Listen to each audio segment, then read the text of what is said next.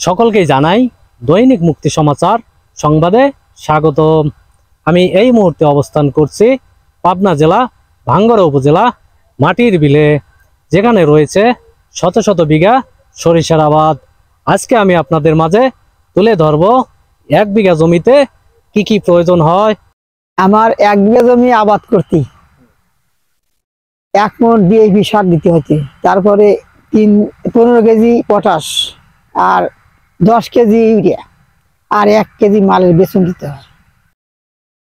গত বছর চেয়ে এবছরের খরচ বেশি, সারের দামও বেশি। শস্যের আবাদ এখনো উঠাতে আমাদের এখনো 3 মাস পরে গিয়ে উঠতে। যখন পছন্দ ধরে এখন দেখা যায় গাছগুলো মরিয়া দেবে যায়, আড়িয়া দেবে যায়। এখন ওই পচন ওষুধ দেওয়া লাগে, কেউ তরল দেয়, কেউ মনে হয় যে এই প্যাকেট আছে গুঁড়ো, ওটা পানি দেয় মিক্সার হয়ে গোলাইয়া ওটা স্প্রে হয়ে দিলি 3 দিনের মধ্যে পছন্দ সারিয়ে যায়। তারপরে আবার ইউরিয়া সার বিঘা 10 সার দাও আর 12 সার দাও দিয়ে দিলি, তাহলে ঝামেলা শেষ। বোনার পরে মনে হয় যে খালি এই তুই ব্যবহার লাগে। আর যখন মনে হয় যে ফল দানা এসে যায়, এখন আবার মনে হয় স্টিল নামে ওষুধ আছে, ওটা দিলি পারে মনে হয় যে শস্যের দানাটা পুষ্টি হয়।